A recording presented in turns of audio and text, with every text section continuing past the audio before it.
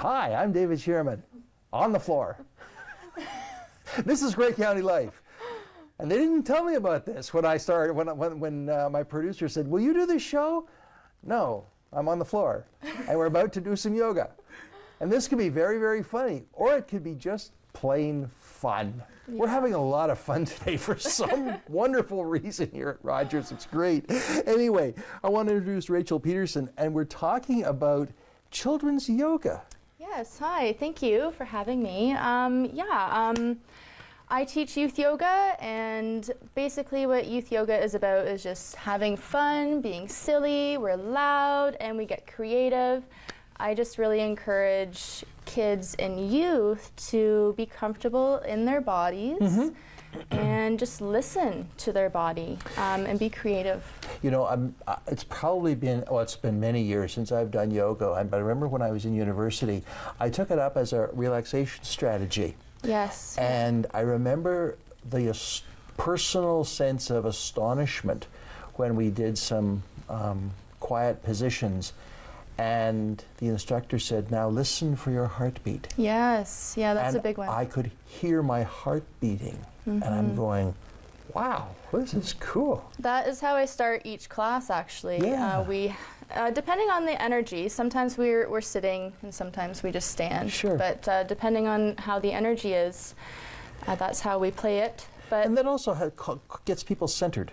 Oh, yes, and yeah. particularly young people, you got to sort of center them. Yeah, so when they come to class, they have a seat on their mat. I get them to warm up their hands and place them on their hearts so they can feel their heartbeat, and they're actually listening to it as well. It helps ground them onto their mat and helps just bring presence to the class. It also creates a sense of self-awareness, doesn't it? That not just you're not just the world around you, it's me.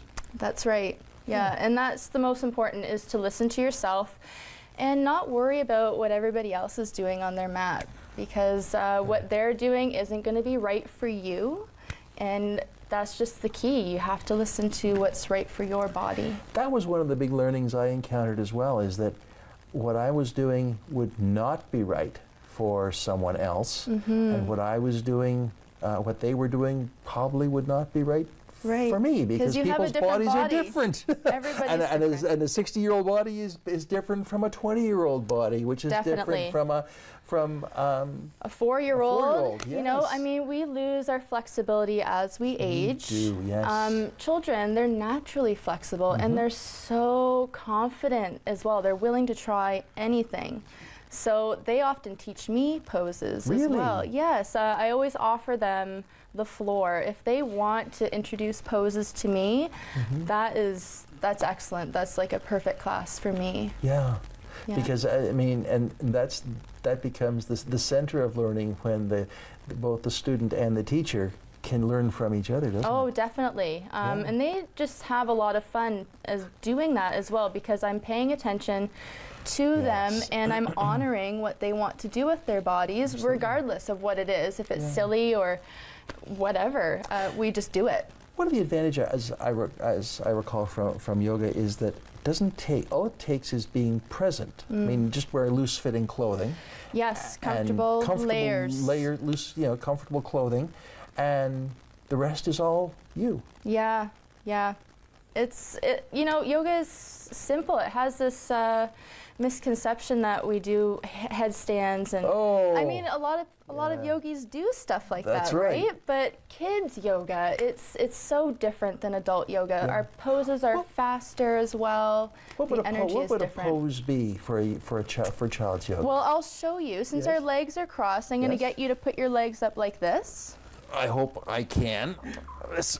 And we're going to just flap our legs a little. Like that? Like a butterfly.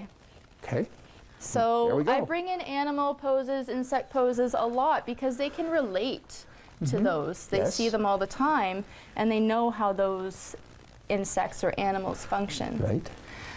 So when we're in a butterfly pose, we simply just come into another one, like flower pose. And we smell our flower. Sometimes they smell like feet. And I get them to use their imaginations as well. And kids will have that sort of, I call it grody-ness, that sort of sense of, oh, smelling my feet, cool. Yes, and it's hilarious I'm too. sure. They love it. Sometimes we fall over, and we just have a lot of fun with it. Yeah. Okay. What else? How long would a children's yoga session last, for example? Well, from ages 4 to 8, it would be 45 minutes. Really? Yeah. And they engage for that long? Yeah. And I encourage them, if they do want to run off and do something else, I'm not going to have them sit still on their mat if they don't want to. Yeah. So the floor is open. If they want to do something more energetic, I will welcome that, and we'll all do it. Do somersaults or That's whatever? right. Yeah. Yeah. Yeah. Okay. It sounds like it's a kind of, I'm not trying to be insulting here, organized chaos. Yeah, definitely. No, it's not insulting at all. That's exactly what it is. Okay. Because every child is different. Yes. And basically I just provide that environment where it's safe to be that chaotic if they want to be, or if they want to just mellow right out, it's open for that as well. Do you find that see, children can be so energetic and yet all of a sudden collapse or whatever. Do you find that they get into the rhythm quite easily, quickly? Oh, yes. Yeah, once you start going, they're almost entranced in a way, and that's when they really start bringing in their own ideas of the poses. Sure.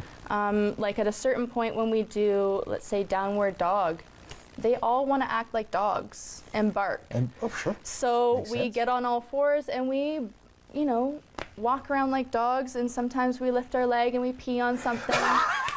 You know, like we just have a lot of fun with it. Yeah. We're silly and we're really loud. So when we do these kind of things, we're barking or we're hee-hawing like donkeys, and cat and cow, we're meowing and we're mooing. Oh, neat. It gets loud and it gets so silly. But, you know, they love that. Okay.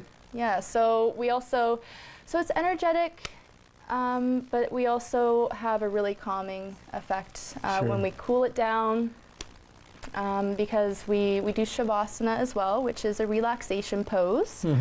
So that's when they lay down and they can wear an eye pillow over their face, and it basically just blocks out all of the light, so they can take that moment to just, you know, relax their bodies. No one's watching you.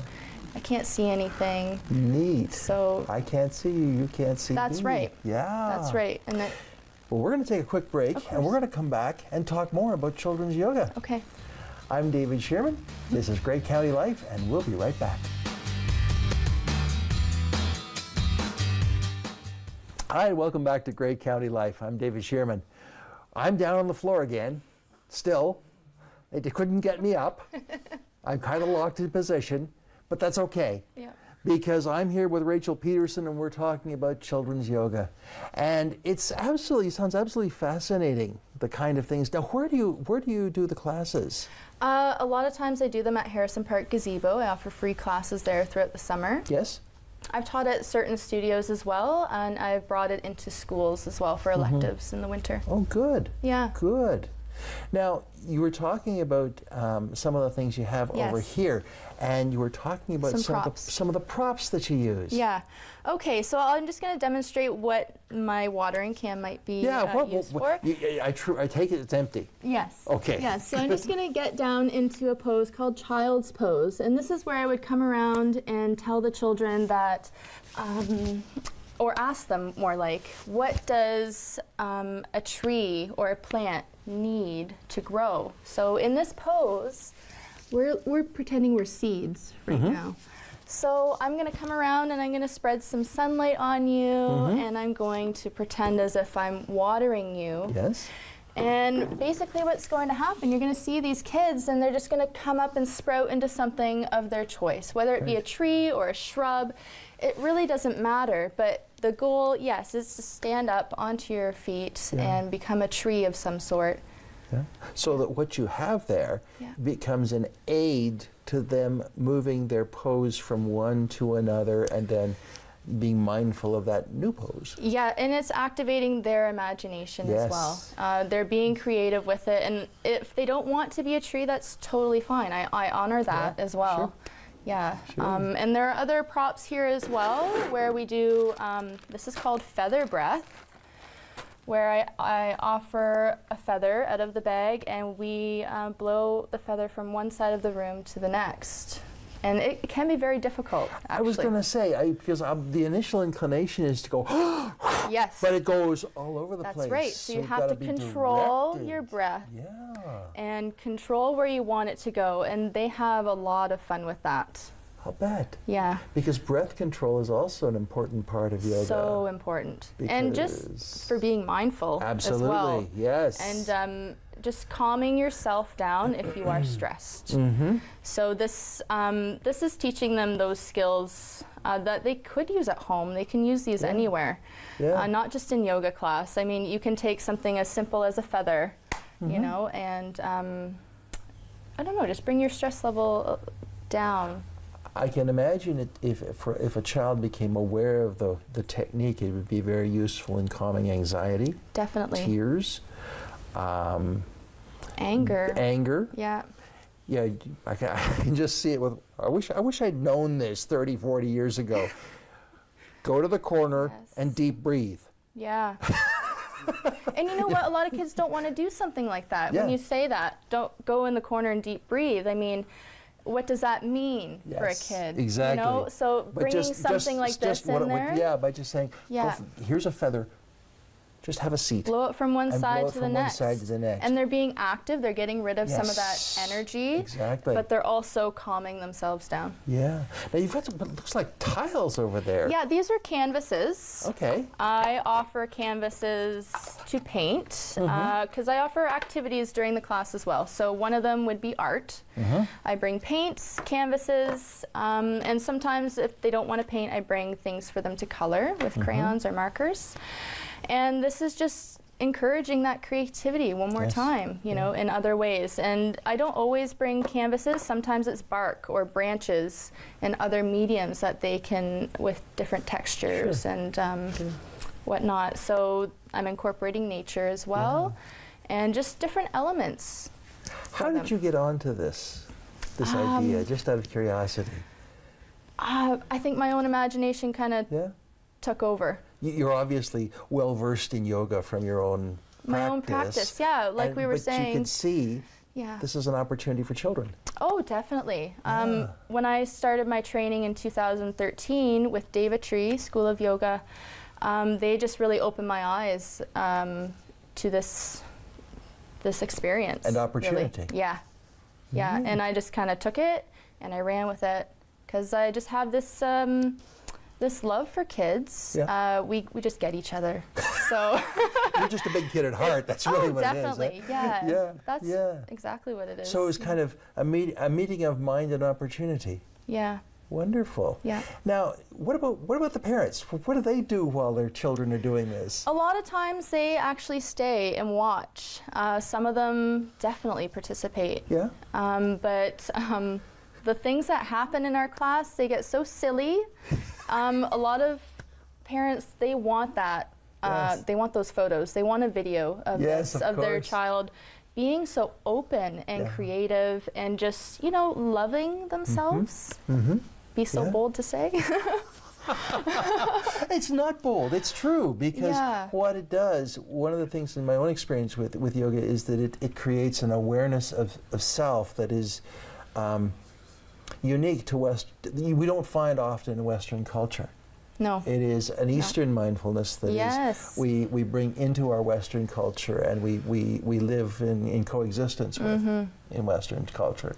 It's absolutely fabulous. Now, this is beginning of April. When's your next opportunity for this going to occur? Do you know? I actually don't know. My last one was at the library in Owen Sound. I did a few free classes there during March break. So I tend to offer things like that throughout the summer and breaks, winter breaks as well. Just wherever I can. Sure. Yeah, whether it be a studio or it's a park, and I post that thing those kind of things on my website. Okay, so you have a website. I do, thetravelingyogi.com. Okay. And I post it at least a week in advance so people can have a heads up. So if people wanted to find out more, they could go to the website, Traveling Yogi, Y-O-G-I? Yes. .com. Okay. That conjures up another image in my mind related to, but we won't go there. Okay. Okay. Having to do with kids' cartoons many years ago. Oh, that's what I'm thinking. Okay. So. Yogi but Bear. yeah, that's exactly. You get it. You get it. Exactly right. Yeah. And they can find out what your latest activities Yeah, what I'm are. up to. Yeah. Neat. Yeah. Neat. Well, I really want to thank you for sharing this idea and this children's yoga program, because I think it's helpful for all of us. I agree. Do. Yeah. Now, when you start talking about seniors yoga, we'll have a conversation perhaps. Sure. That'd be great. That's absolutely fabulous. All right. Well, I want to thank you, Rachel, for being a part of Great County Life today. Thank you. And thank you, friends, because we've got all kinds of things happening in the future. We've got Andy Evans coming out talking about a trip to Nicaragua. We've got Barry Mutry talking about Mission Zimbabwe. We've got Her Grey Bruce and the Owen Sound Animal Shelter, all on future editions of Great County Life. I'm David Sherman. It's been a pleasure to be with you today. Have a good one.